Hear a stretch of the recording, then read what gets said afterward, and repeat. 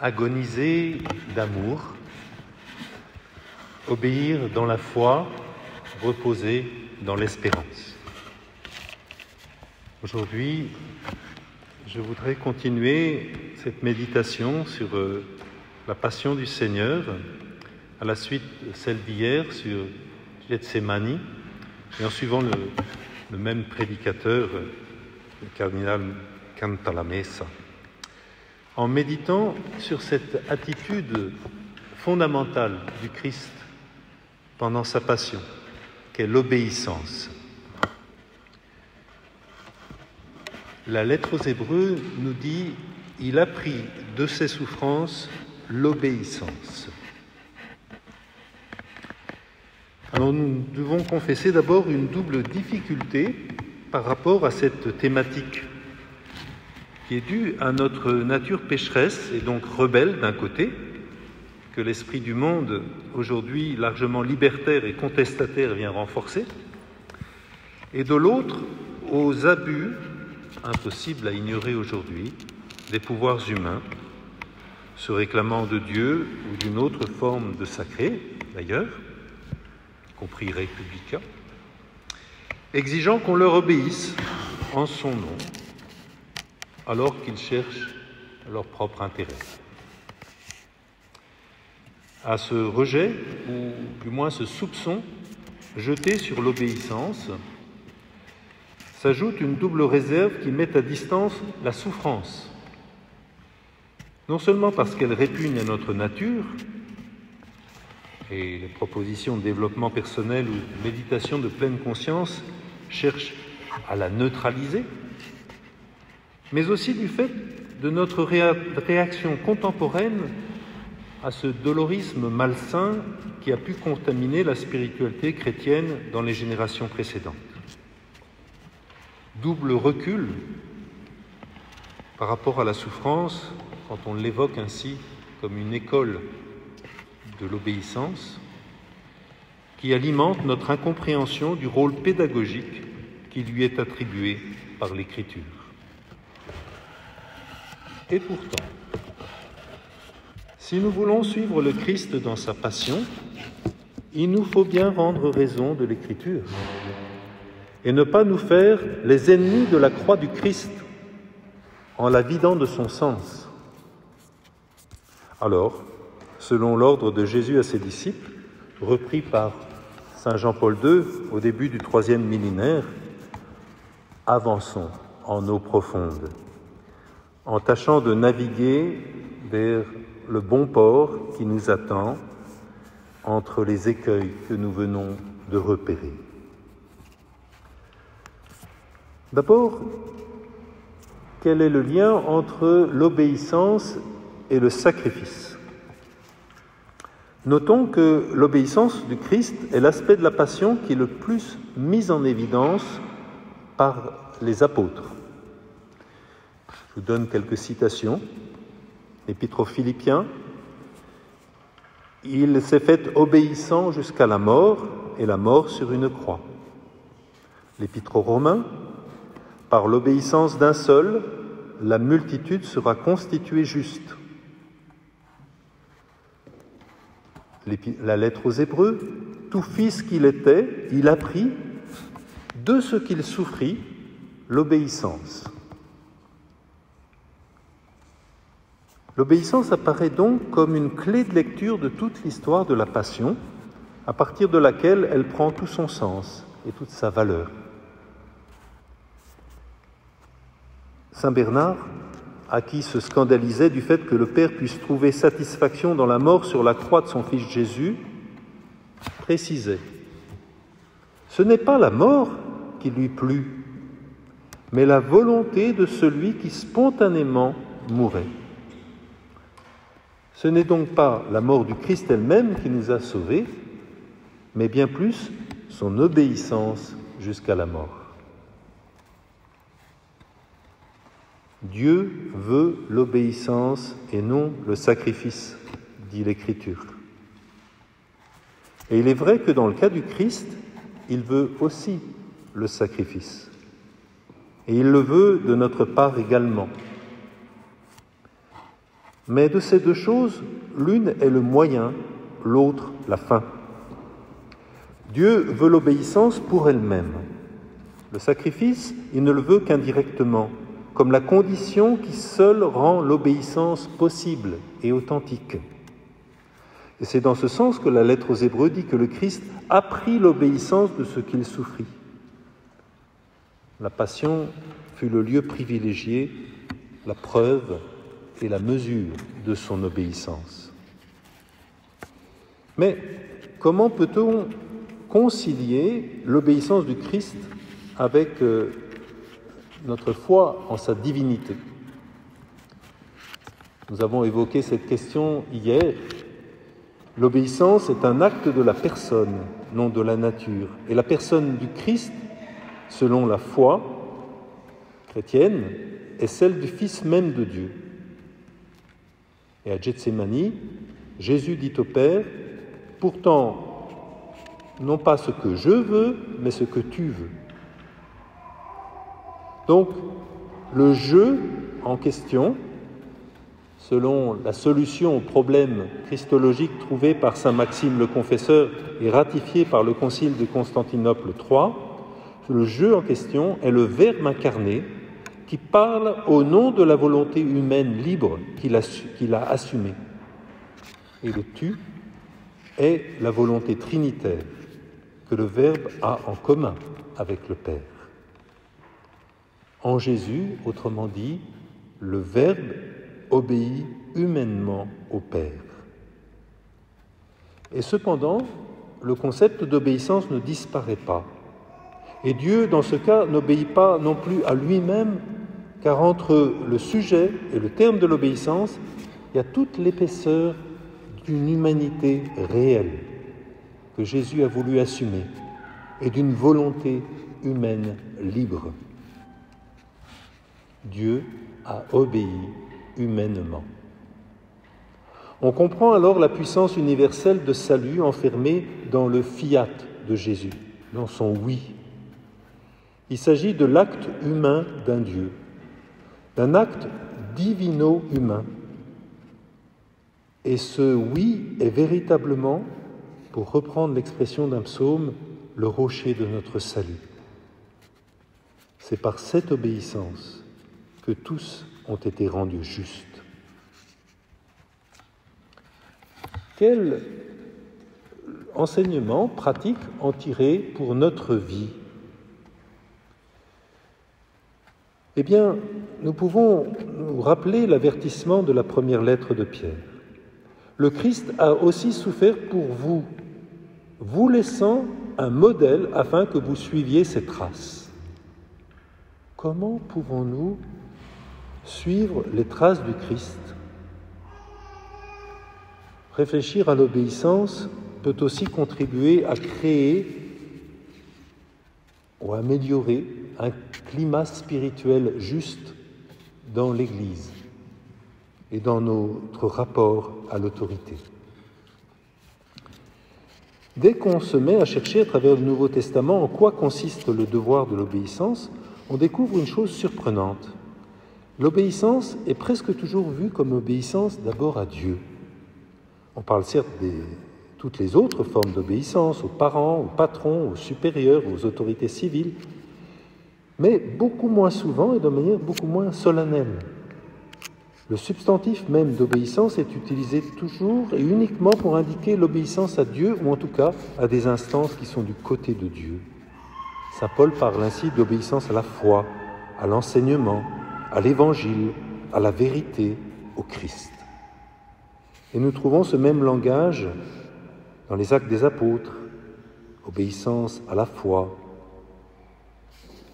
Alors, on est en mesure de comprendre la nécessité et l'importance de l'obéissance à Dieu que si l'on croit en une seigneurie actuelle du ressuscité sur l'Église. Que si l'on est profondément convaincu qu'aujourd'hui également, comme le dit le psaume, le Dieu des dieux, le Seigneur, parle et convoque la terre et rompt son silence. En quoi consiste cette obéissance, sinon à se mettre à l'écoute de Dieu qui parle et qui nous parle aujourd'hui dans l'Église, à travers son esprit, qui éclaire les paroles de Jésus et de toute la Bible et leur donne une autorité, en faisant les voix de la volonté vivante et actuelle de Dieu pour nous. Mais étant donné que dans l'Église, institution et mystère ne sont pas en opposition, mais sont unis, nous devons maintenant insister sur l'importance de chercher à approfondir notre communion ecclésiale, pour mieux sentir avec l'Église, sentire cum ecclesia, comme le dit la tradition, et montrer que l'obéissance spirituelle à Dieu ne détourne pas de l'obéissance à l'autorité visible et institutionnelle, mais au contraire la renouvelle, la renforce, la vivifie, au point que l'obéissance aux hommes peut devenir, sous certaines conditions, le critère pour discerner l'existence ou non de notre obéissance à Dieu et son caractère authentique.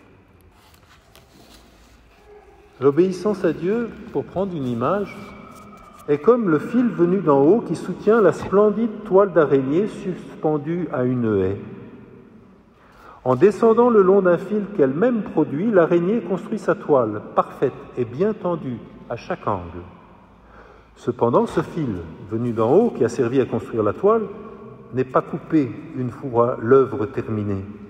C'est au contraire lui qui, du centre, soutient toute la toile tissée. Sans lui, tout s'affaisse. Il se produit quelque chose de semblable à propos du fil de l'autorité et de l'obéissance dans une société, un ordre religieux, dans l'Église, dont nous sommes les membres. L'obéissance à Dieu est le fil venu d'en haut. Tout s'est construit à partir de cette obéissance, mais on ne peut l'oublier, pas même une fois que la construction est terminée. Si on l'oublie, cela provoque une crise. Et l'on finit même par affirmer, comme ce fut le cas il y a quelques années, dans les années 68, l'obéissance ne peut pas être une vertu. Mais pourquoi est-il aussi important d'obéir à Dieu? Pourquoi Dieu tient-il autant au fait que nous lui obéissions? Certes pas pour le plaisir de nous commander et d'avoir des sujets. C'est important car en obéissant, nous faisons la volonté de Dieu, nous voulons ce que Dieu veut et réalisons ainsi notre vocation originelle, qui est d'être à son image et ressemblance. Nous sommes alors dans la vérité, dans la lumière et par conséquent dans la paix. Comme notre corps lorsqu'il atteint son repos. Dante Alighieri a condensé tout cela dans un vers de la Divine Comédie. En sa volonté est notre paix. Mais c'est une paix qui ne s'obtient pas sans combat. L'apôtre Paul parle de ses efforts pour amener toute pensée captive à l'obéissance du Christ. Il y a donc là toute une lutte qui n'est pas à sous-estimer. Concrètement, se mettre dans les pas du Christ dans sa passion et en recevoir les fruits implique de s'associer à son sacrifice à travers le coûteux renoncement à notre volonté propre et le réalignement constant de notre pensée sur la voie divine. Vous reconnaîtrez le passage de la lettre aux Romains au chapitre 12. « Je vous exhorte donc, frères, par la miséricorde de Dieu, à lui présenter votre corps, votre personne tout entière, en sacrifice vivant, saint, capable de plaire à Dieu. C'est là pour vous la juste manière de lui rendre un culte. Ne prenez pas pour modèle le monde présent, mais transformez-vous en renouvelant votre façon de penser pour discerner quelle est la volonté de Dieu, ce qui est bon, ce qui est capable de lui plaire, ce qui est parfait. »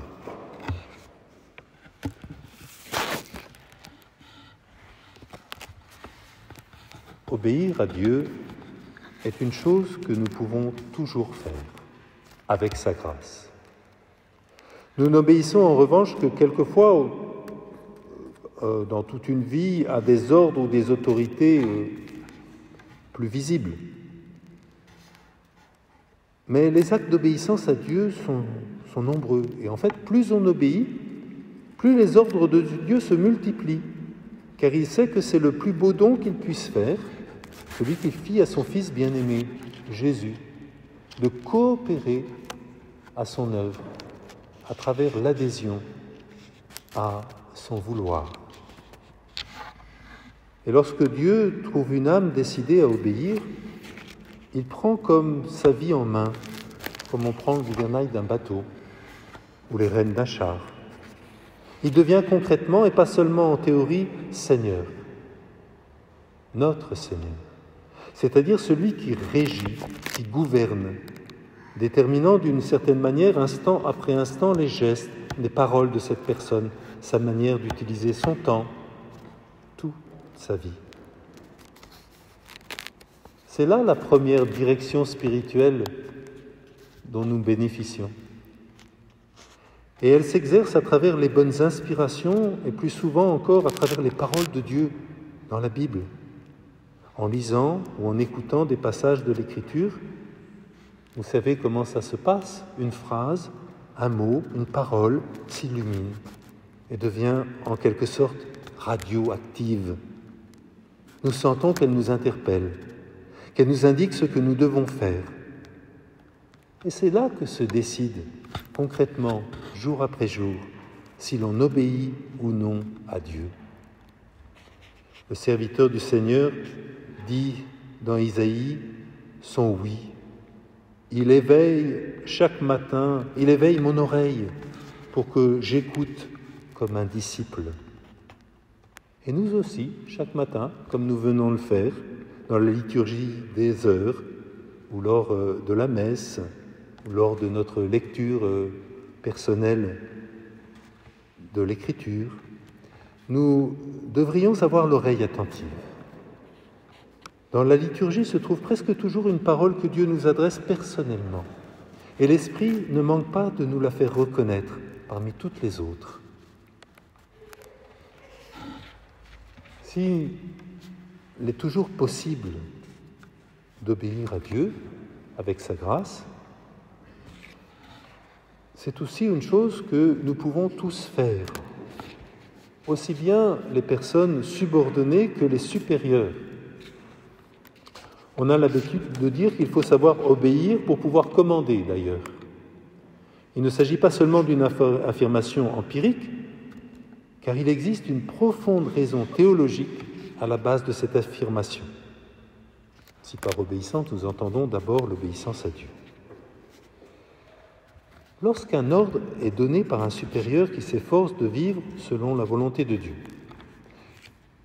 qui a prié auparavant et n'a que le bien de son frère ou de sa sœur à défendre et aucun intérêt personnel, politique ou idéologique, condition que nous ne savons pas toujours réunies, reconnaissons-le.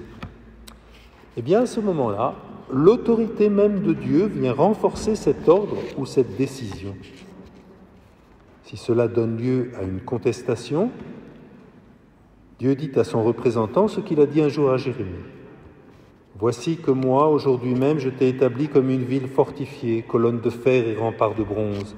Ils lutteront contre toi, mais ne pourront rien contre toi, car je suis avec toi. » Et il y a un épisode dans l'Évangile que nous pouvons interpréter en ce sens, celui du centurion.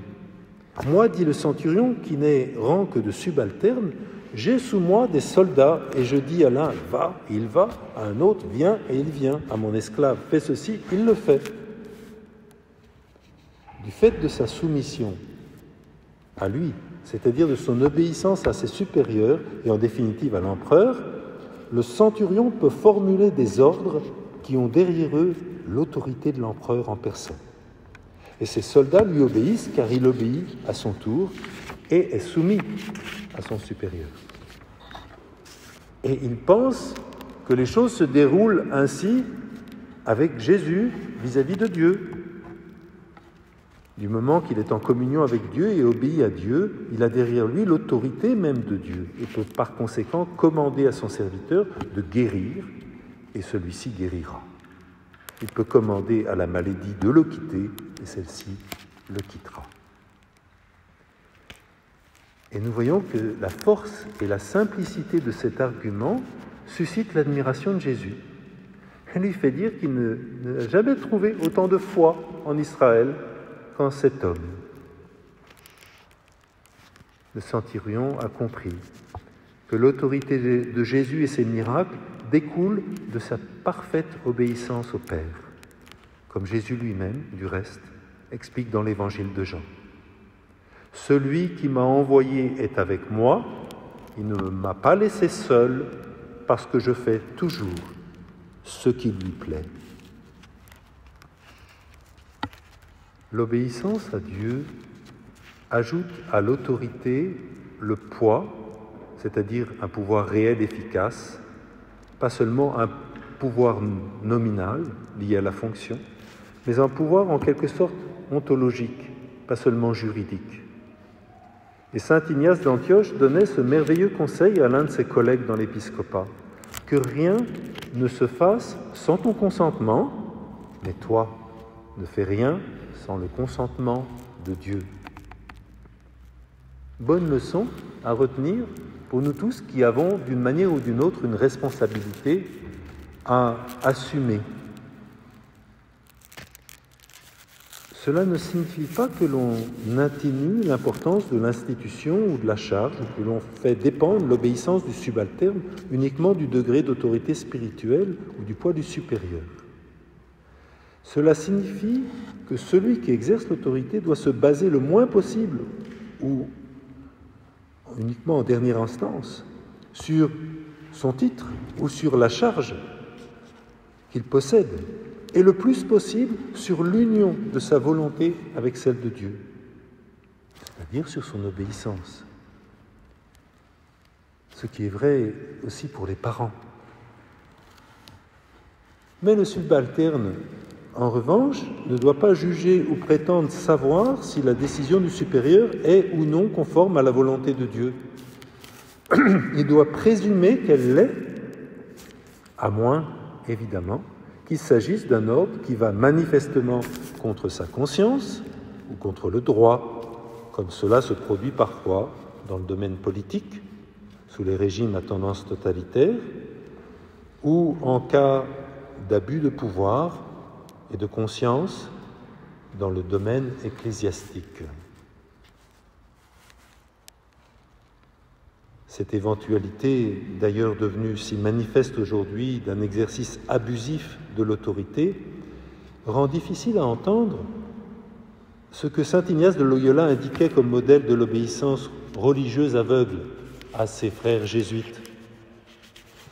Je cite les constitutions de leur ordre. « Chacun se persuadera que ceux qui vivent sous l'obéissance, qui ont fait le vœu d'obéissance, doivent se laisser mener et diriger par la divine providence au moyen des supérieurs, comme s'ils étaient un cadavre qui se laisse mener n'importe où et traiter n'importe comment. » Certes, saint Ignace précise que cette sorte d'obéissance aveugle à tout ce qui est décidé par le supérieur ne doit s'appliquer que là où l'on ne peut déceler aucune espèce de péché. Sa demande n'en paraît pas moins démesurée. À la limite de l'idolâtrie, non seulement elle justifierait tout abus de pouvoir, mais en outre, elle frôle le blasphème, à revendiquer pour un homme la position même de Dieu. Don Dismas de Lassus, prieur de la Grande Chartreuse, s'appuie sur la tradition monastique et l'écoute des victimes d'abus pour pointer les risques et les dérives d'une telle autorité religieuse, notamment à travers les phénomènes d'emprise et de manipulation plus ou moins flagrants ou subtils qui peuvent s'exercer dans ce cadre. C'est ce qui nous pousse à envisager, avec le père Patrick Goujon, qui lui-même est un jésuite et qui a été victime d'abus de la part d'un prêtre, une conversion évangélique de la manière d'exercer le pouvoir et d'obéir. pour qu'elles se vivent dans la liberté spirituelle, facilitée par une communication qui soit réellement dialogale. Et les supérieurs, les parents, les responsables économiques et politiques ont fort à faire à ce niveau-là. Une communication réellement dialogale et n'abolissant pas évidemment le jugement de celui ou de celle qui obéit, le travail de sa conscience et son discernement. Le renoncement volontaire à l'image de celui du Christ qu'est l'obéissance est le lieu en fait où se creuse notre liberté responsable devant Dieu. Et certes, dans l'obéissance sacrée, chacun peut bien être appelé à des renoncements et même de grands sacrifices. Mais la relation qu'il a à Dieu ouvre un espace de liberté, à parité, comme un ami avec son ami, et non pas un espace de sujétion, d'abdication de la liberté.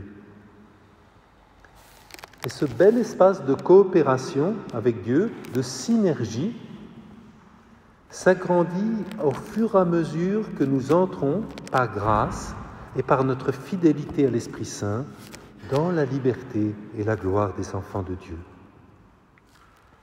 C'est dans ce secret de la conversation avec Dieu, j'ai évoqué tout à l'heure à propos de l'Écriture, de notre méditation, de nos lectio divina, de notre oraison.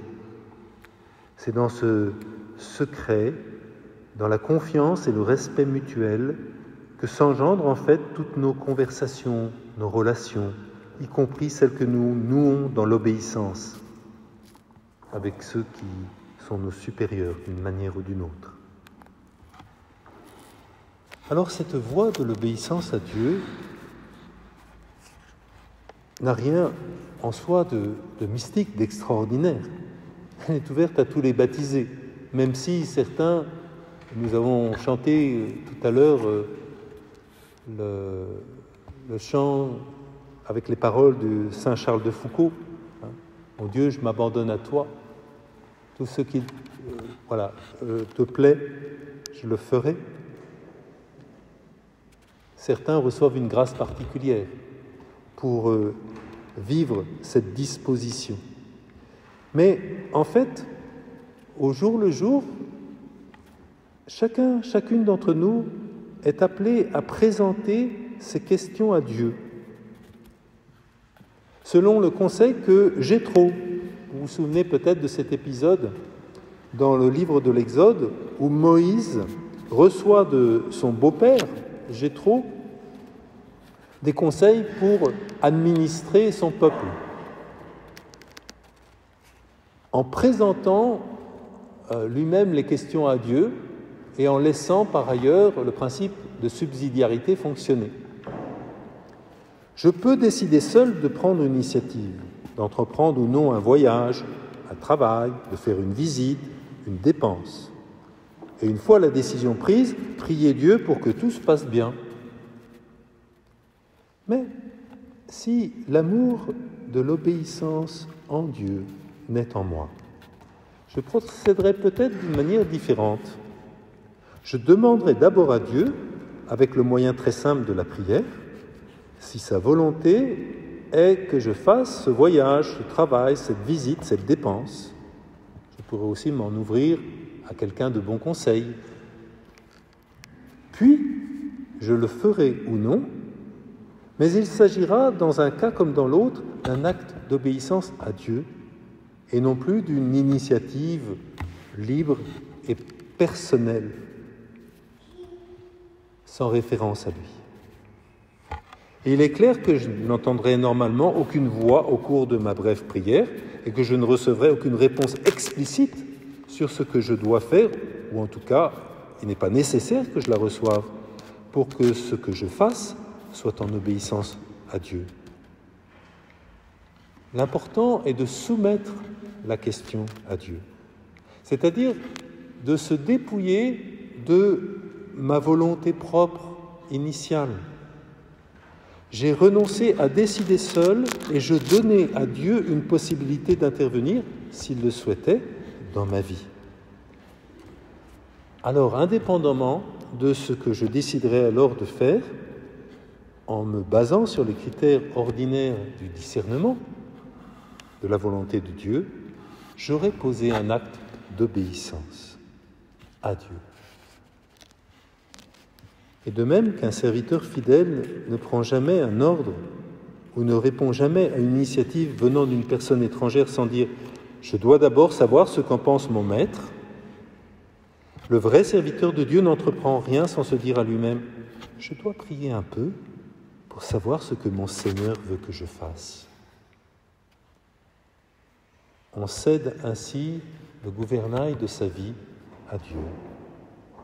La volonté de Dieu pénètre ainsi de plus en plus profondément dans le tissu de notre vie, en l'enrichissant et en faisant d'elle un sacrifice vivant, saint et agréable à Dieu, comme le dit la lettre aux Romains que j'ai citée. Toute la vie devient ainsi un hommage à Dieu et proclame silencieusement sa souveraineté sur l'Église et sur le monde. En conclusion, Dieu, disait saint Grégoire le Grand, nous enseigne tantôt par ses paroles, tantôt par ses œuvres, c'est-à-dire à travers les événements et les situations. Et il y a une forme d'obéissance à Dieu, souvent parmi les plus exigeantes, qui consiste tout simplement à accepter les situations dans lesquelles nous nous trouvons, non pas par une espèce de résignation passive, mais en constatant que malgré tous les efforts et les prières, certaines situations difficiles, parfois même absurdes, et à notre sens spirituellement contre-productives, persistent et ne changent pas. Il faut cesser alors de regimber contre l'aiguillon et commencer à voir dans ces situations peut-être la volonté silencieuse mais résolue de Dieu sur nous.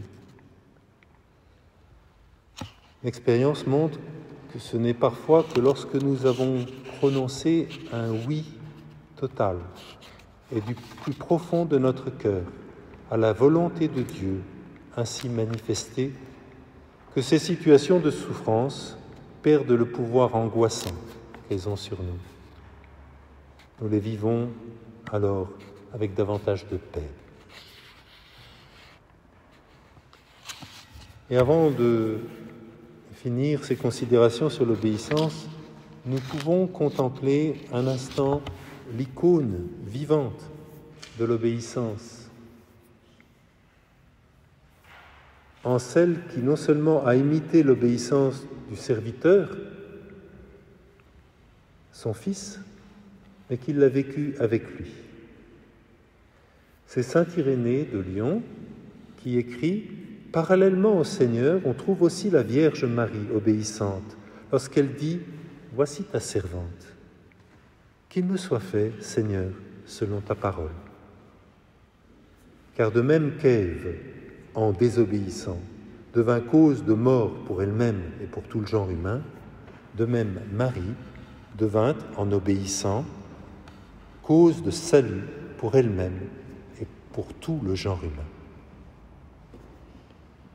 Marie a certainement aussi obéi à ses parents, à la loi, à Joseph, mais ce n'est pas à ces formes d'obéissance qu'a pensé saint Irénée, mais à son obéissance à la parole de Dieu.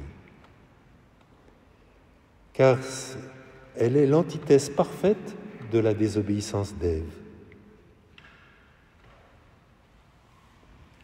Ève a désobéi à la parole de Dieu. De même que le fiat de Marie se place en parallèle dans l'évangile de Luc au fiat de Jésus à Gethsémani, pour saint Irénée, l'obéissance de la nouvelle Ève se place en parallèle à l'obéissance du nouvel Adam. La Vierge Marie aura certainement récité ou écouté au cours de sa vie terrestre le verset du psaume dans lequel on dit à Dieu « Enseigne-moi à faire tes volontés. Nous avons chanté tout à l'heure un autre verset du psaume 50. Dans le secret, tu m'apprends la sagesse. Et nous adressons à Dieu la même prière ce matin. Enseigne-nous, Marie, à faire la volonté de Dieu, comme tu l'as faite. Amen.